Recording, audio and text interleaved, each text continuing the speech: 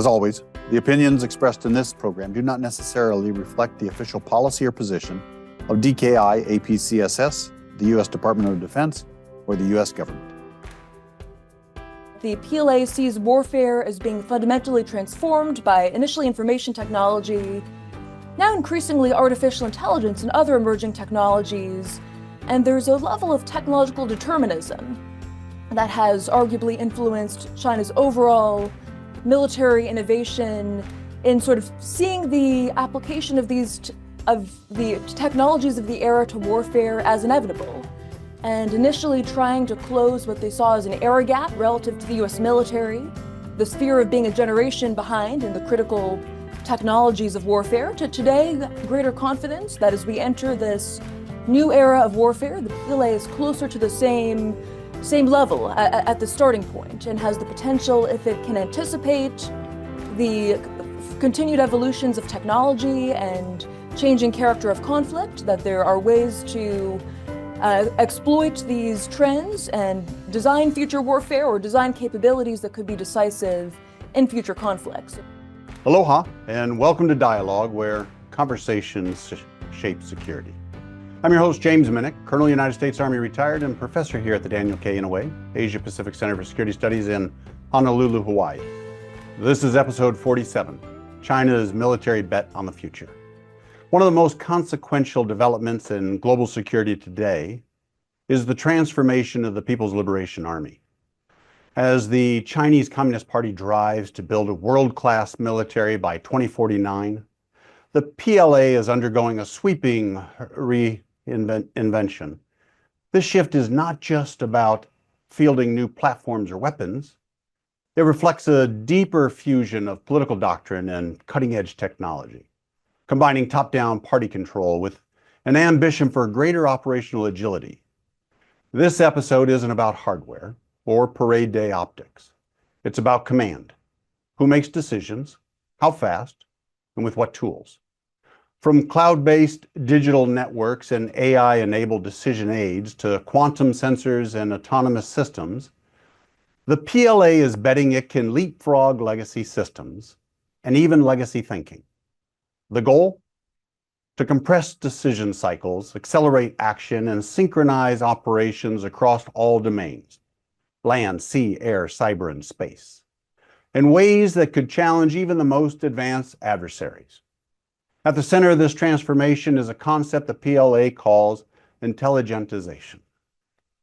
This goes beyond traditional informationization by fusing automation, machine learning, and big data to reshape command and control. But the critical question is not just what China is building. It's how close the PLA is to turning these ambitions into a coherent, combat-ready force. Does China have a unified offset strategy, or just a patchwork of asymmetric capabilities? Are leap-ahead technologies like hypersonic glide vehicles, quantum navigation, and drone swarms mature enough to alter the Indo-Pacific balance of power? Can the PLA's joint theater reforms overcome persistent friction between the services and political leadership? And perhaps most critically, how resilient is China's command structure in the face of fast-moving multi-theater crises? To help unpack these questions, I'm joined today by Elsa Kania. Elsa is a leading expert on China's military innovation and emerging technologies. Her research explores China's approach to defense modernization, command systems, and military-civil fusion. She's testified before U.S. congressional commissions, served as a Fulbright specialist in Australia, and has been named an official mad scientist by the U.S. Army's Training and Doctrine Command. Her work appears in Foreign Affairs, Defense One, and the Journal of Strategic Studies. And she's been quoted in New York Times, The Economist, The Washington Post, and more. She's currently a PhD candidate at Harvard and a visiting scholar with us here at DKI APCSS. Elsa's analysis is sharp, balanced, and deeply informed. She cuts through the hype to expose the friction points, bureaucratic resistance, political constraints, and operational limitations. Yet she also takes seriously the possibility that China's path to military modernization, though distinct from the U.S. model, may still produce disruptive capabilities. In today's conversation, we'll explore where the PLA is making real progress, where it still struggles, and what surprises might lie ahead if competition turns into conflict. Let's begin the dialogue. Elsa B, welcome to Dialogue. Thank you so much. Happy to be here. Oh, I've been looking forward to this sit down for some time. As have I. Yeah, and so I want to begin where I usually do, and that is to ask a guest to tell us your story. Tell us how you came to be an expert in this field, maybe.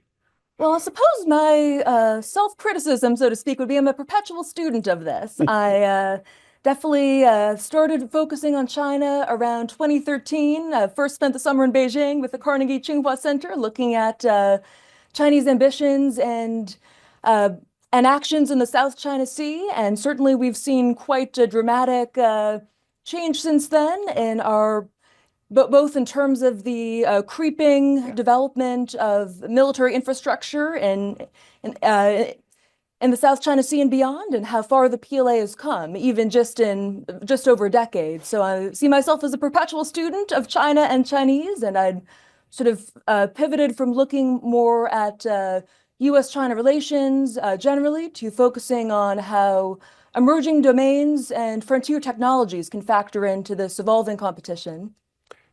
Still, even though you started in 2013, what took you to China? So I guess some of the backstory might be that as I had initially thought I wanted to study biology and chemistry, and have a long-standing interest and curiosity about science, but had also felt drawn to understand some of the challenges of U.S. foreign policy, and there is perhaps no greater challenge in the world today than U.S.-China relations. And I was fortunate to have a dear family friend who was a close influence on me, who was one of the first Americans to travel to China back in the 80s. And he had tea with Deng Xiaoping and saw a very different China in a very different era of U.S.-China relations. So always been curious with understanding both the risks and some of the openings in U.S.-China relations, and how we balance a candid appreciation of the challenges with recognizing where there are still opportunities and indeed imperatives to sustain pragmatic cooperation. You know, I think my last time in China was in the 90s, late 90s, and I was thinking about you talking about how things had changed since you had been there, but one of the big things is the fact that you went there and spent time on the ground and did that, and that is increasingly becoming harder to do for our experts. It is definitely a challenging moment. I am tentatively optimistic about the prospects for academic exchange. I actually just returned from 2 weeks in Beijing as a fellow with the Penn Project on the Future of U.S.-China Relations, and had a series of meetings with party and government officials, as well as a workshop at Tsinghua University, and a series of meetings where we talked about everything from cross-strait relations to artificial intelligence. And it was, I think I was tentatively encouraged by the fact that we were able to have this academic exchange and dialogue, and relatively candid, and even on some of the toughest and most sensitive issues today. So I'm cognizant of the complexities, but committed to continuing to maintain this kind of dialogue and working relationships with Chinese colleagues and counterparts, because I think the stakes are too high not to engage or not to have candid communication on some of these tough questions. No, you're absolutely correct. Well, that's thanks for sharing that and your most recent experience in there. And I'm be interested to pull on that maybe as we're talking through some of these questions. But let's kind of start with asking about digital command. You know, the PLA is embedding cloud-based technology in its networks, its theater-wide data fusions, its AI-assisted decisions tools, all this to compress the OODA loop, right? It is observe, orient, decide, act. How it goes from observe to act as fast as it can. So here's a question then. How is this evolving digital command infrastructure shaping the PLA's decision speed, adaptability, and responsiveness in combat? A great question, but a tough one. And I think the PLA's efforts here are very much a work in progress and in some respects untested. But we have seen really a dramatic transformation, a revolution, so to speak, in Chinese command capabilities since the earliest command automation efforts in the starting in the 1970s when the PLA was just trying to get basic computing technology integrated into its armed forces to today when there's a lot of experimentation with moving to the cloud with AI-enabled decision support systems. And we've seen over time a degree of consistency in the scientific thinking on command and the PLA's efforts to combine a traditional emphasis on the human element in warfare that can trace back to Mao's thinking on sort of people as a critical factor and the importance of subjective initiative and sort of line with traditional Marxist concepts to some extent relative to the sort of scientific and systems thinking that emerged in the PLA with Chen Shuisen, most known as the father of China's nuclear program, but also having major influence on how the PLA approaches military science and thinks about warfare as scientific.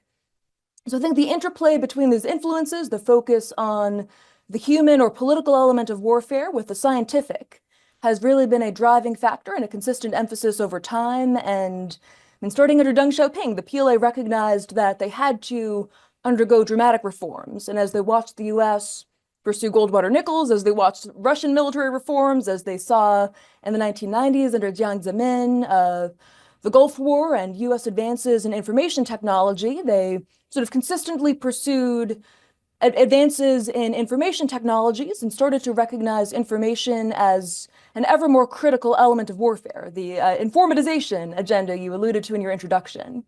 And that really created a foundation of developing more robust command automation systems, essentially C3, command information systems, C4ISR, and now a focus on more complex network information systems that sort of C5ISR and beyond with supported by a very robust communications infrastructure, extensive ISR architectures, really a focus on resilience and placing information at the center of their theory of victory.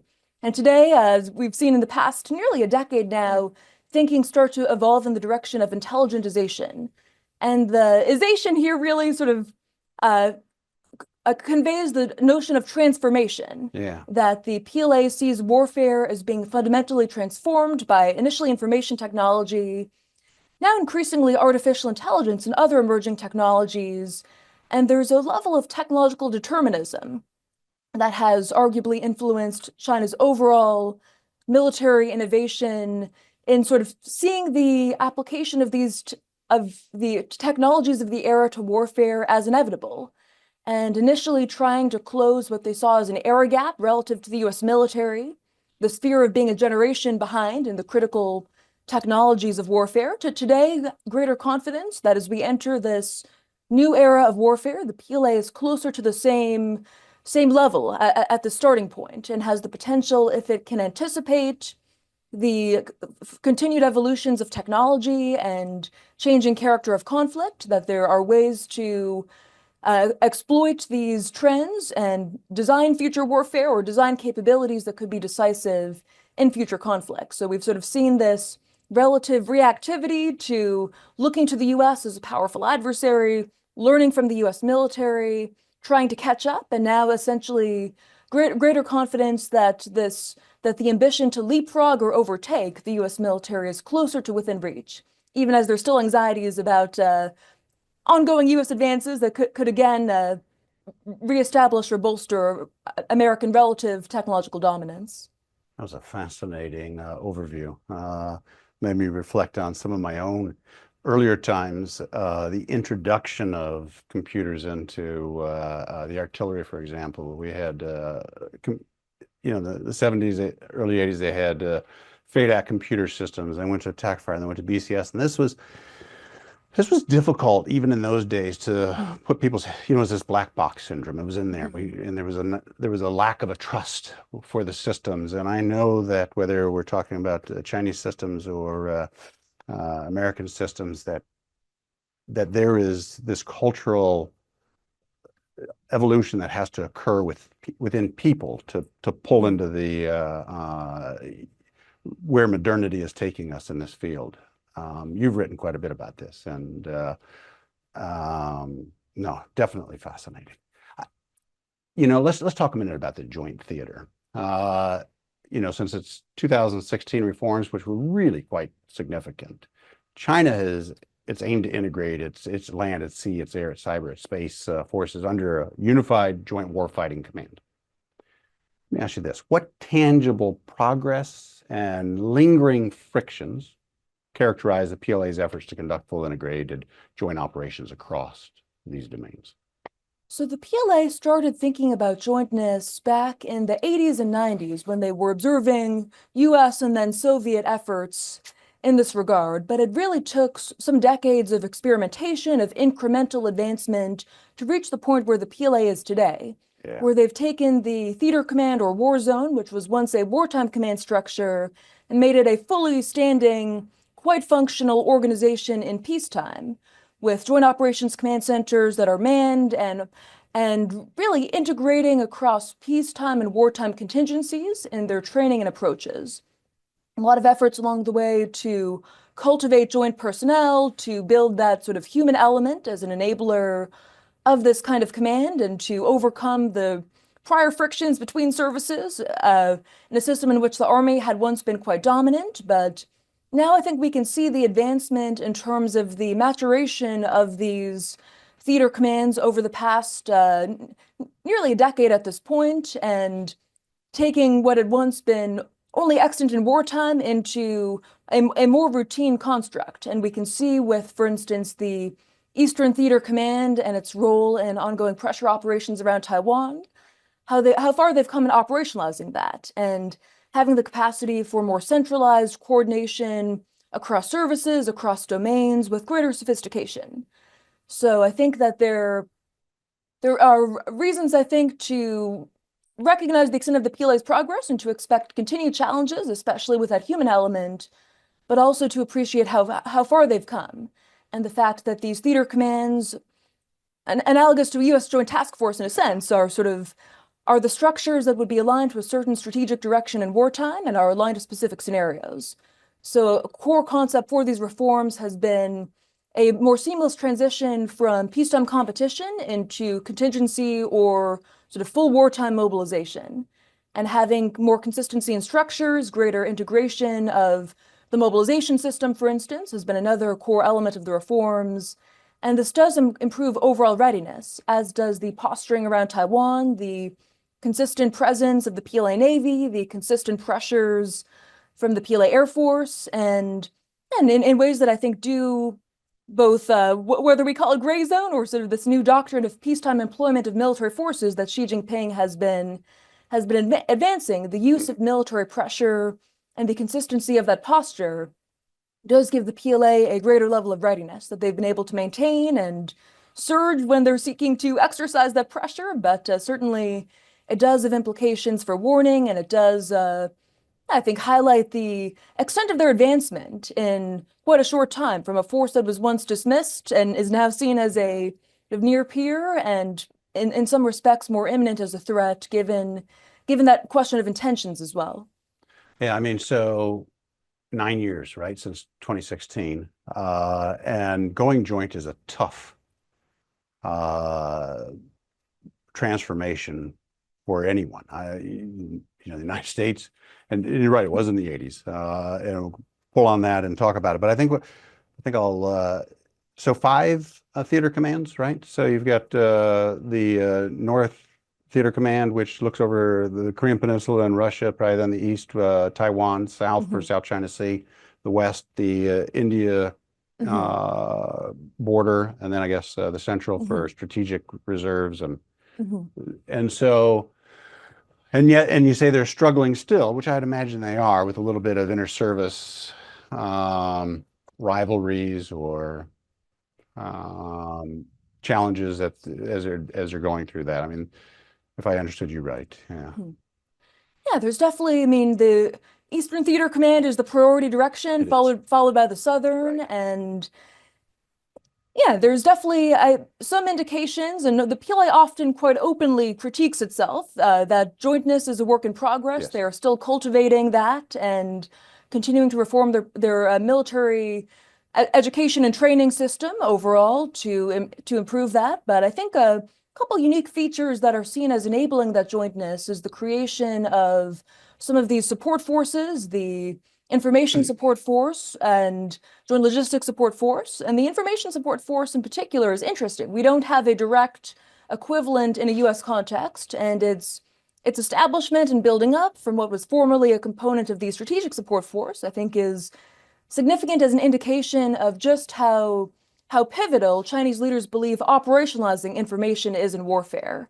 Information support to targeting and intelligence support to decision making, the criticality of communications to command, and I think it's definitely a new element of the PLA that is still under construction since it was formally established in April of 2024. But I think the evolution of the PLA structure highlights the lessons they've learned from their close study of the US military, but also some of these more unique elements in terms of how they see warfare and how they're organizing and preparing for future contingencies.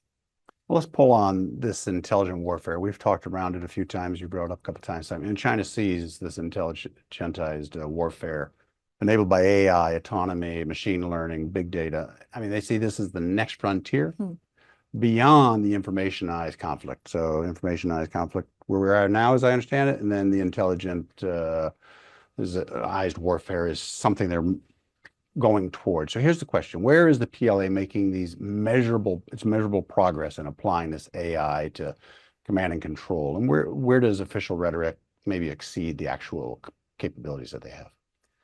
So I'd say that some of the near-term feasible and pragmatic applications of AI tools are in intelligence, in a more effective, faster processing of massive amounts of data, really enabling their ISR capabilities and kill chain to be much faster, more seamless, greater automation, including edge processing. So for instance, there are Chinese startups advertising AI-enabled space systems, both for space operations and the processing of spatial intelligence. So that definitely can accelerate kill chains and accelerate decision-making when you don't have human necessarily as a slowing factor for some of that processing of data at scale and speed. Also, a lot of interest in using AI to enable cyber operations. And I think some of these virtual domains that have information, cyberspace, electronic warfare are frontiers in which AI could have particular scope of play in the near to midterm. And the PLA appears to be actively experimenting, procuring tools that are commercially available, working in research and development within military institutions, and focusing on not only the sort of information operations component of this, how to advance their capabilities to target and undercut adversary decision-making, but also, in addition to intelligence, greater tools for decision support, whether that's weapons target pairing or use of AI tools to generate potential courses of action and support the overall planning process. There's interest in the use of large language models in that context, and that both work within PLA research institutions like their Academy of Military Science or National University of Defense Technology, as well as some startups and commercial enterprises that are developing these tools and marketing them to the PLA and advertising their capabilities aligned with China's military civil fusion strategy, which is sought to leverage and create a more integrated ecosystem. So there is a degree of military futurism in the PLA's thinking, sometimes far-fetched imaginations of what future warfare could entail, but there also are quite pragmatic, practical approaches to starting to leverage some of these tools for just some of the baseline data processing that is really foundational to modern military operations. Fascinating. I want to pull on something we spoke about a little bit earlier, which was this leapfrog or leap ahead technology. So China is investing heavily in disruptive technologies, such as quantum sensing, hypersonic glide vehicles, and autonomous swarm, and certainly others. And they're doing this to be able to outmaneuver traditional US advantages, right? So here's the question: what of these leapfrog technologies has the greatest potential to shift the military balance here in the Indo-Pacific, let's say in the next 5 years or so? Let's see. And I think that certainly in the near term, the PLA's advances in unmanned systems are significant. I'd say that hypersonics are perhaps decisive in some respects as well, and we've Yeah. seen some of those systems deployed and implemented. But I think when it comes to an when it comes to sort of unique niches and areas where I think we'll continue to see near-term applications, including in this space of military struggle between peace and warfare, the PLA's ability to manufacture at scale and start to operationalize unmanned systems is significant, as is their interest in swarm intelligence. And there's some interesting intersections, for instance, between unmanned systems, autonomy, and hypersonics, the idea of swarms of hypersonic systems, for instance, a lot of capabilities that may sound fantastical, but that the PLA is actively pursuing and experimenting with. So I think that while we've seen in a US context, Replicator and other initiatives to and including some of Secretary Hegseth's recent emphasis on drone technology and trying to close that gap, I think there are reasons to be concerned that the PLA has such a tremendous capacity for manufacturing such a wide-ranging and extensive drone industry. And looking just to that specific niche, I think that it will certainly be a challenge and a dimension of the military competition where the balance may be tilting in China's favor, or certainly there is a greater challenge than the US military is accustomed to facing in terms of these frontier capabilities, just given the sheer scale of what China's doing in terms of embracing unmanned systems and autonomy as sort of pragmatic capabilities across all domains and all services today. I mean, you mentioned about their advances in drone warfare, and as I understand, I mean, globally, they produce more drones than anyone else. In fact, frankly, maybe more than all others combined. It is really at a significant level. Is that, would you?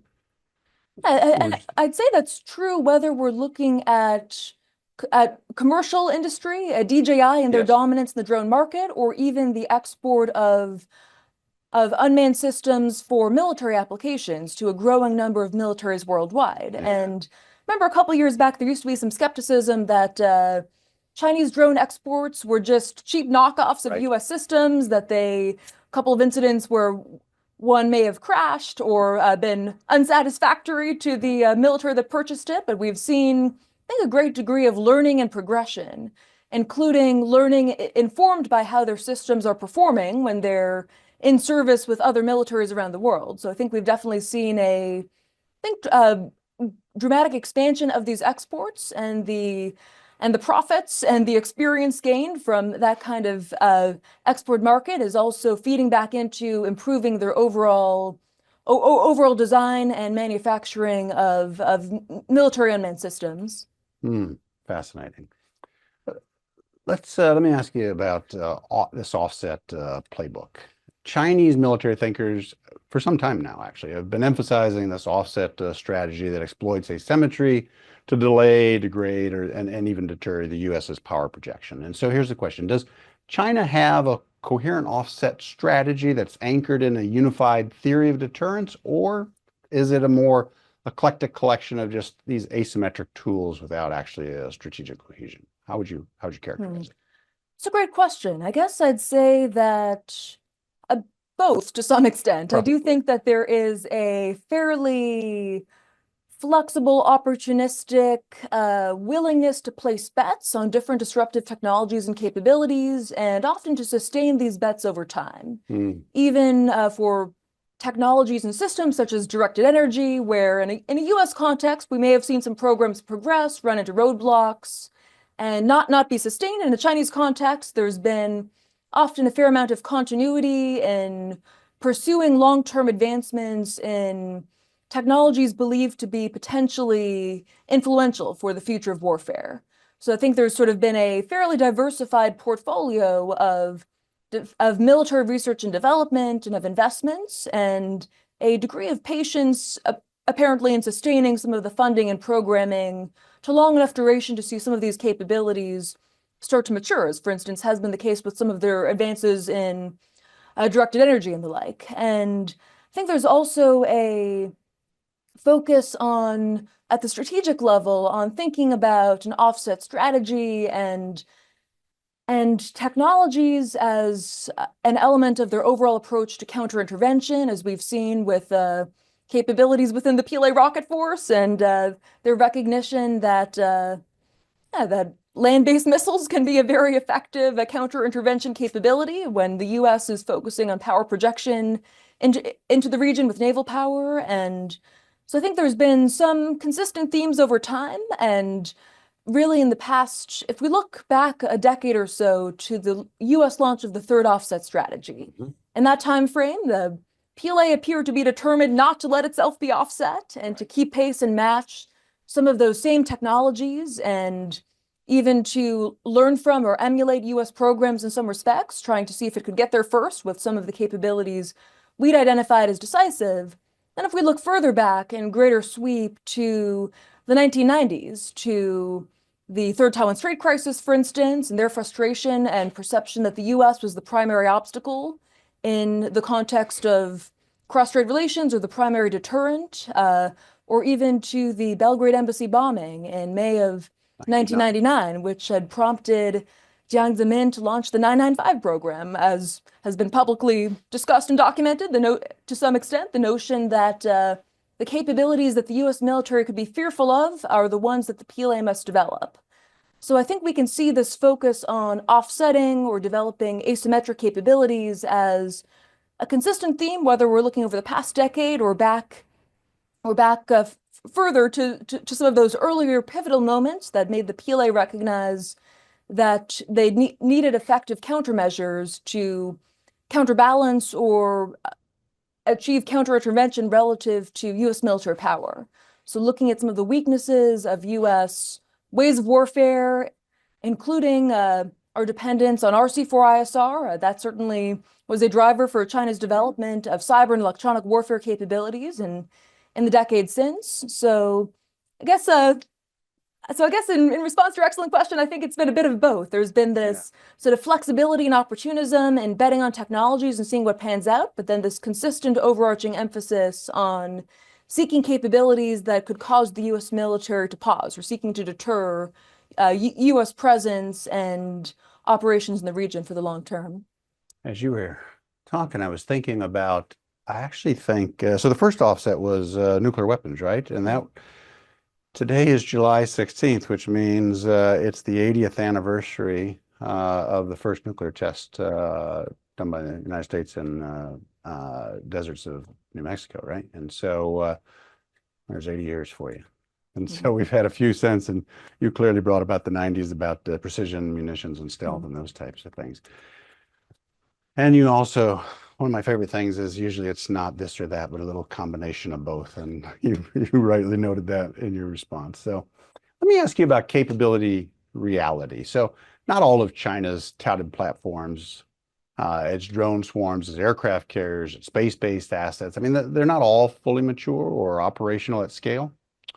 So how can outside observers distinguish between PLA systems that are combat ready and those that remain perhaps developmental, aspirational, or even performative in nature?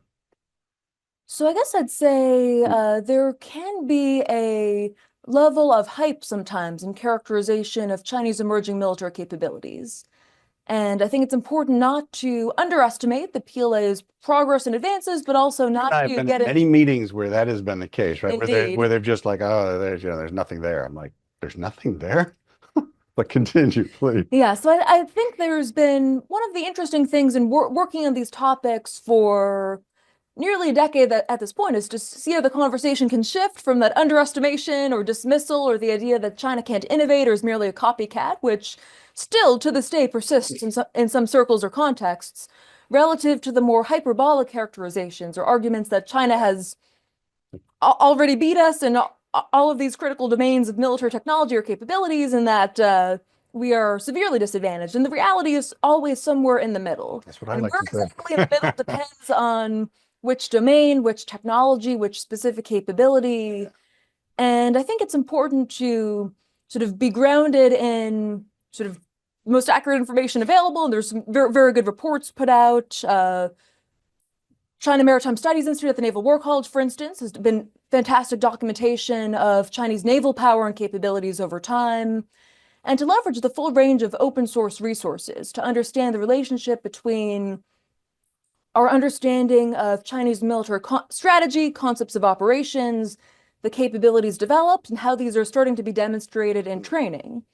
For those of us who look at the PLA and the open source, we're inherently dependent on information the PLA produces about itself in military newspapers, journal articles, and the like. And there can, of course, be some biases in those sources, but I think for the most part, there is sometimes a surprising degree of candor as well in terms of self-criticisms, of their challenges, the steps they're taking to overcoming them. And yeah, and I think so I think we can have some confidence just looking at the open source holistically, looking at the totality of information available, cross-referencing with China Military Power Report, for instance, produced and released through the Pentagon, and tracking these trends over time and recognizing the consistent progression across a number of these domains and capabilities. Where I think there are reasons to take quite seriously the capabilities we've seen fielded, exercised, demonstrated.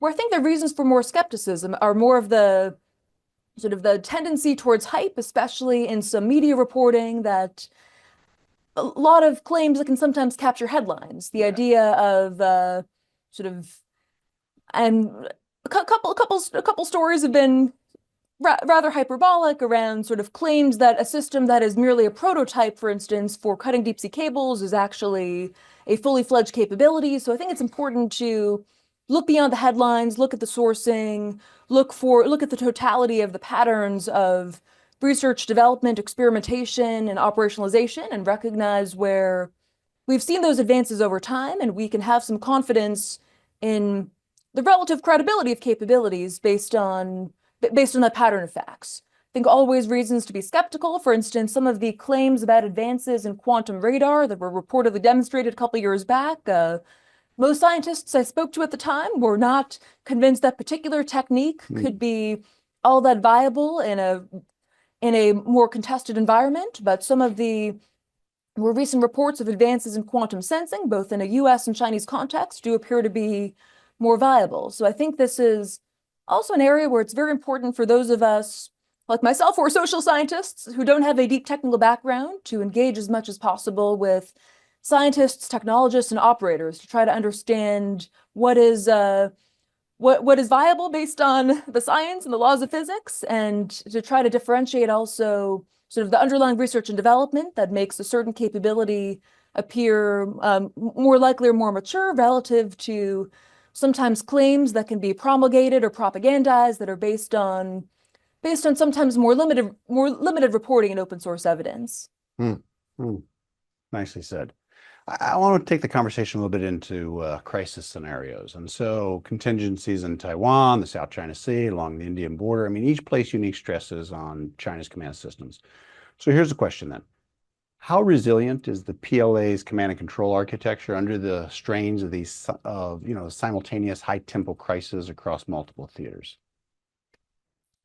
So I'd say from a technical perspective, there is a great deal of resilience, and that is resilience by design. Okay. The development of very extensive ground-based communications infrastructure augmented by space-based communications and extensive leveraging of fiber optic cables and networks that the Information Support Force, for instance, has responsibility for repairing, and a focus on sort of multiple systems and networks across domains, really the system of systems approach to command and to overall warfighting.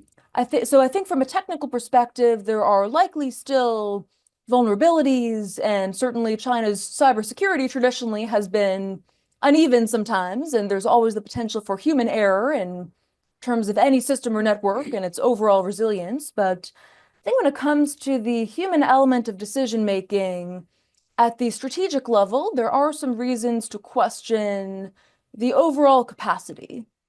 And I think that does, especially in a situation where there could be multiple crises or situations simultaneously, the PLA does have a relatively centralized approach to command at the theater or campaign level in terms of recognizing the imperative of coordination and synchronization.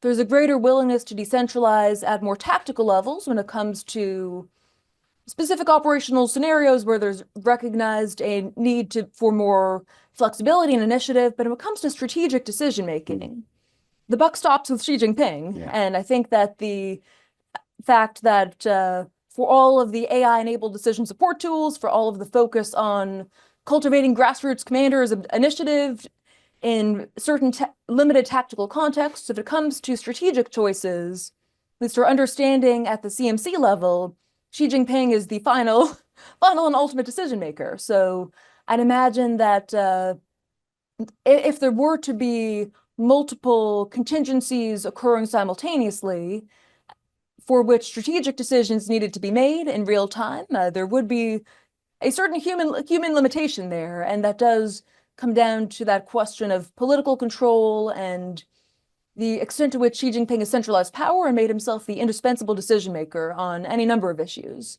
So that'll be something to watch over time in terms of especially uncertainty about the duration of his tenure in power, scenarios for succession at some point in the future, and sort of what the dynamics look like within the party and in party-army relations in terms of some of those more sensitive strategic or political decision-making. You know, my experience has been it is a crisis that forces a necessity to make a change. And so perhaps we won't really see the way they, you know, a need to power down until there's a need to power down. And if there's single crises that can be handled at a top level, there's probably going to continue to flow in that direction. And so we'll watch this space and see if there are multiple crises that require this type of agility that we're talking about. Let's talk about strategic surprise. Historically, militaries have revealed disruptive capabilities in wartime that's caught the adversary off guard. You know, one that comes to mind real quickly for me is, you know, the German use of Blitzkrieg at the, you know, onset of the Second World War is an example of that. China may aim for similar effects as well. So the question is this: if hostilities erupted tomorrow, what command and control driven or tech-enabled surprises from the PLA might most upend U.S. operational assumptions that we have right now? Any thoughts? So I hope that this particular capability or threat wouldn't be a surprise given news and recent events, but I think the extent to which Chinese cyberspace operators appear to be penetrating U.S. critical infrastructure and critical networks, both military and civilian, as was seen with the reporting on Volt Typhoon, I think is something where that sort of capability and contingency should not be a surprise given what's already been detected and exposed. But I worry sometimes that we still may underestimate the extent to which Chinese strategists view the cyber domain as really eroding boundaries between the front line and the home front.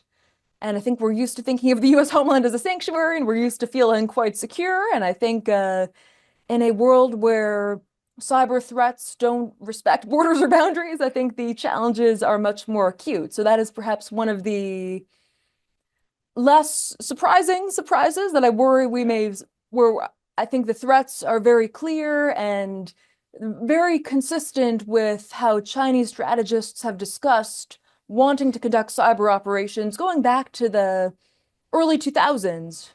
And now they're developing the capabilities as they expand the cyberspace force to actually realize and operationalize those concepts and to present those threats in ways that could be, I think, require a more coordinated response and greater degree of resilience across the U.S. whole of government and whole of society than we are accustomed to having to muster. So that's one of the first that comes to mind. I think another would be along the lines of advances in quantum computing, for instance, and with quantum machine learning, with greater computing capability coming into play. I mean, there has been for quite some time now a call to move towards a post-quantum or quantum-proof, essentially, encryption, but I think there's still not necessarily an appreciation for the fact that China's closed the gap with the US in quantum computing far more quickly than realized, and I think that does open up some possibilities in terms of code breaking, in terms of any other military applications for which massive computing capability could provide a premium. And biotechnology, I think, is another domain where there's a lot of risk or potential for surprise based on perhaps different parameters in play in terms of what scientists are willing to consider developing and what could be brought into play, though that does get into some more speculative scenarios. As you're talking, I'm thinking we could have an entire episode talking about this type of technologies, whether we're talking about quantum navigation or we're talking about, I mean, you mentioned biotechnologies, but oh my goodness, the thoughts of creating super soldiers or all types of different things that are being looked at could be real game changers if employed, right? We have, oh my goodness, we had well over a couple hundred people who registered for today's episode, and so plethora of audience questions. I want to try to go through just a few of those in our remaining time. This first one's asking us about AI's next frontier. So what is the significance of frontier advances in AI and ultimately the potential realization of AGI in advancing the capabilities of the PLA? So Chinese researchers are actively pursuing AGI and ASI, and the PLA appears to be relatively pragmatic in exploring how these sorts of technologies could be integrated into decision making. I think there is a consistent focus on the human element and notions of human-machine integration or and a hybrid approach to intelligence, but there does appear to be a lot of interest in how AI could support not only command decision-making, but strategic decision-making, and some of this we can even trace back to the PLA's initial response to AlphaGo, and the idea that if an AI agent can defeat human strategists in a game based on sort of superior moves and stratagems, what could the implications be on the future battlefield? And of course, there's a long way between a game or a war game and an actual combat scenario, but there appears to be a lot of interest in exploring how to integrate AI into decision making from the simpler, more near-term applications we discussed, improved processing of intelligence to accelerate command decision making, but in the long term, as AGI becomes more mature, I would imagine and anticipate that those applications could continue to deepen and that there also could be more integration of AI-enabled tools and techniques into other elements of decision-making and including in the context of attempts to achieve surprise, to realize deception, to come up with novel stratagems that adversaries may not anticipate. So definitely, I think something to keep an eye on, and certainly many civilian and commercial applications for advances in AI, a very robust and diverse AI industry in China, the economic importance and implications of AI in general and progress towards AGI particularly will perhaps be equally, if not more significant to national power going forward. But I think the interest in the military applications will certainly be a feature, especially given the extent to which Chinese strategists see this as inherently a dual use capability. Well, I want to pull on what you were talking about and go to this next question, which is asking about AI platforms in use. So can you discuss what AI platforms and applications are being developed and introduced in China? So I think I've alluded to this a little bit earlier and want to make sure we get to as many questions as possible, but there's been a lot of focus on use of large language models for intelligence, to support planning, natural language processing, including potentially to enable propaganda and information operations. So I think we can expect to see the cyberspace force as one of the major users of these tools, and that's consistent with some of the development and procurement in play. A lot of initial exploration of integration of AI into space systems as well, both for information processing and overall operations, and a lot of AI tools in wargaming as well. One particular tool called War Skull was initially developed as a tool for wargaming competition and then reportedly was later deployed to a number of military units, including at the theater command level. So it's definitely sometimes the information publicly available is different levels of generality or capacity to confirm full extent of advances or integration, but definitely quite a range of different tools and systems that are either under development or at some stage of deployment at this point. Fascinating. You spoke a little bit about drones earlier, but this question is asking about a drone capability comparison between the U.S. and Chinese drone warfighting capabilities, both current and future trajectories. How would they compare? How do you see this? So I think as China's capacity and diversity of their drone industry in terms of some of the military drones under development is definitely a strength. I think in a US context, it is tentatively encouraging to see the extent of progress through Replicator, as well as some of the recent initiatives announced by the current Secretary of Defense. So I think we're definitely starting to compete more actively and starting to embrace drone technology and these capabilities more aggressively than we had been in the past. I think the PLA had previously perhaps demonstrated greater enthusiasm and greater creativity in some respects in terms of developing a range and diversity of systems. But so I think it's going to continue to be an active domain of the competition going forward in terms of how we see these capabilities coming online, especially with greater autonomy and exploration of swarming and swarm intelligence. Seeing mass really be a critical factor in warfare, and I think the ability to deploy that mass and those attritable systems is something where Chinese industry has certain strengths. And we've seen, for instance, their Agile Innovation Defense Unit, their response to the Defense Innovation Unit, initially set up in Shenzhen, be one factor or one enabler there. And I think overall strategy of military-civil fusion focused on these sorts of critical emerging industries is really providing some systemic strengths in this dimension of the competition.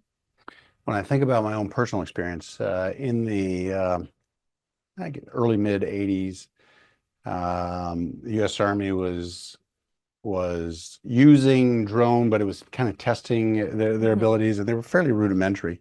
Or even my responsibilities in training, equipping, and advising Afghan National Security Forces during that period, and the number of drones we sent out there.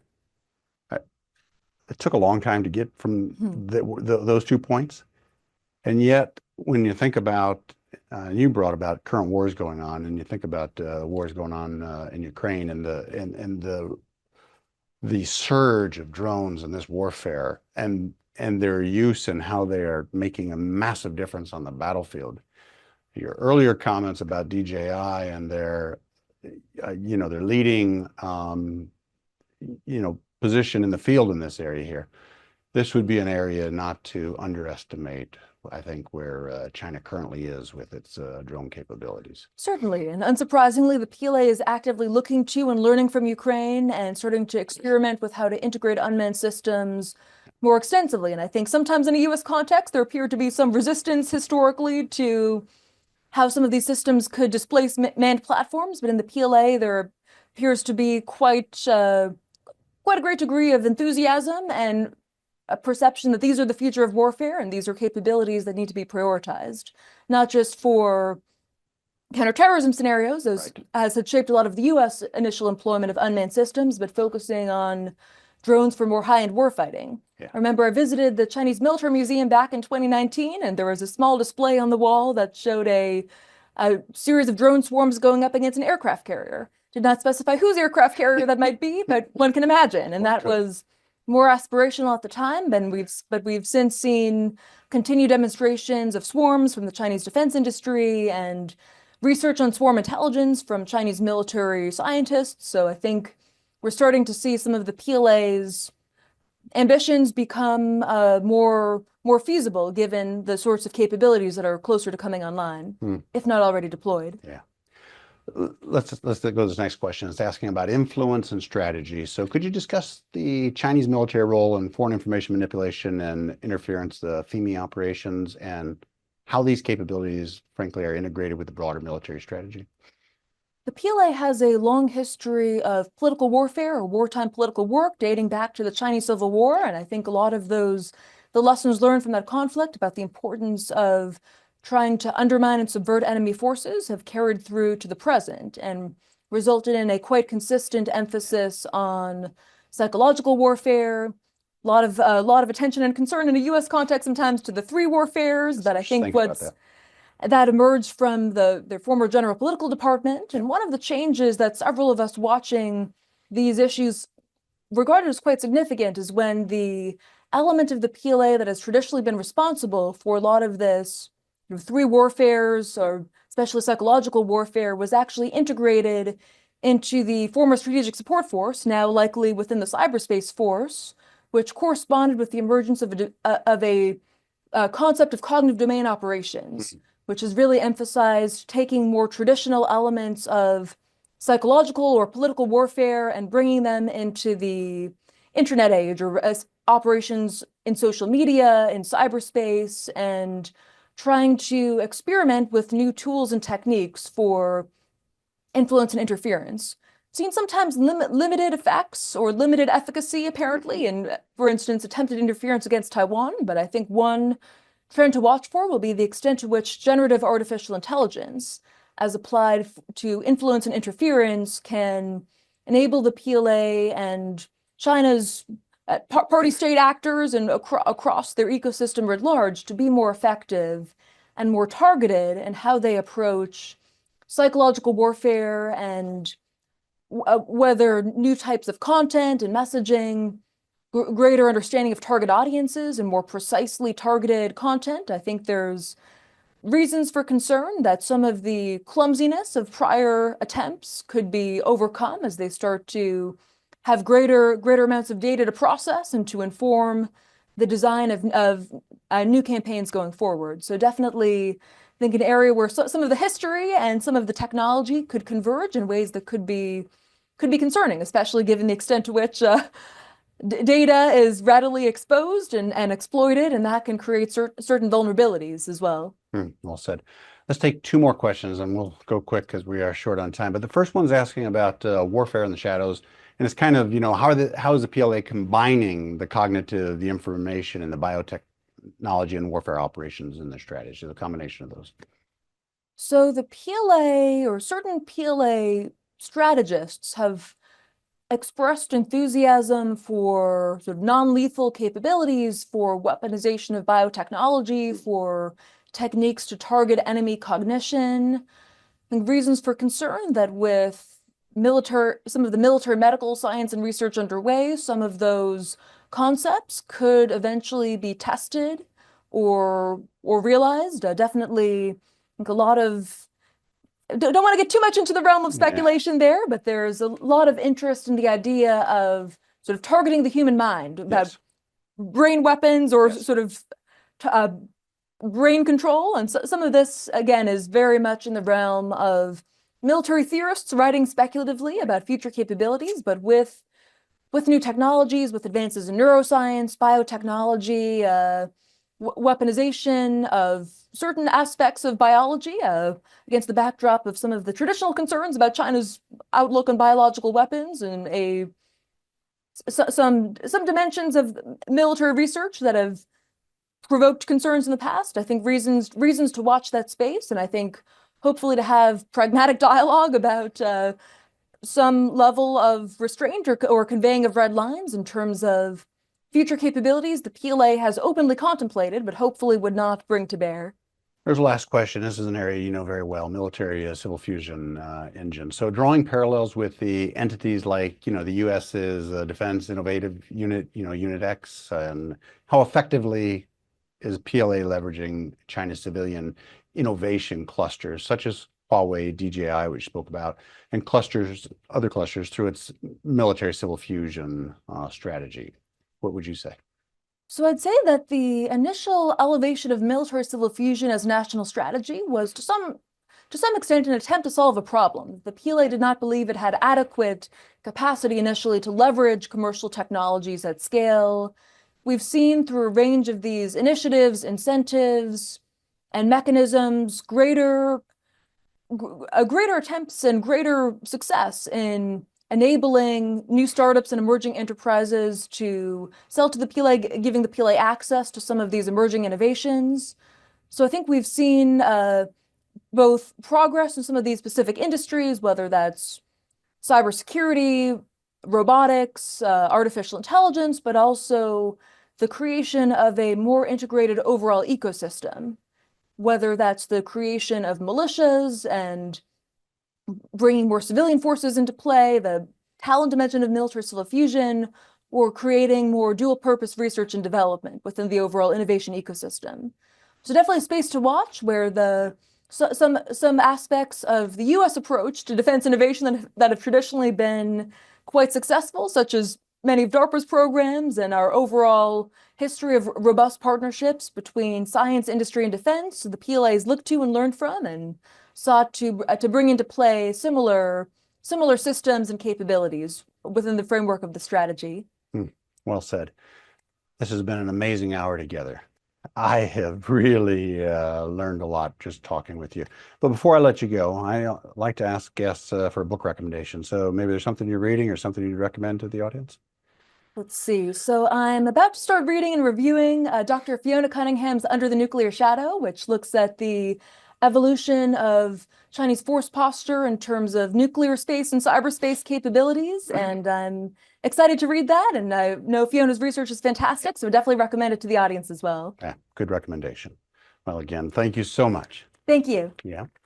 As we conclude today's dialogue, we've explored China's sweeping military transformation from its pursuit of cutting-edge digital command and AI to its push for joint theater integration and intelligentized warfare. This episode has challenged us to critically assess the actual readiness of the PLA's leap-ahead technologies and the coherence or fragmentation of its offset strategies in the face of future crisis and, frankly, potential conflict. These conversations shape security. Join us on July 28th when I sit down with Rachel Min-Young Lee from the Stimson Center. We'll talk. She's a leading expert on North Korea, and we'll sit down for episode 48, North Korea's Russia-China play. We'll unpack Pyongyang's evolving alignment with Moscow and Beijing and explore the economic, diplomatic, and security implications across the region. On behalf of all of us at DKI APCSS, thank you for being part of this important dialogue. I'm James Minnich, and until we meet again, aloha oi. As always, the opinions expressed in this program do not necessarily reflect the official policy or position of DKI APCSS, the U.S. Department of Defense, or the U.S. government.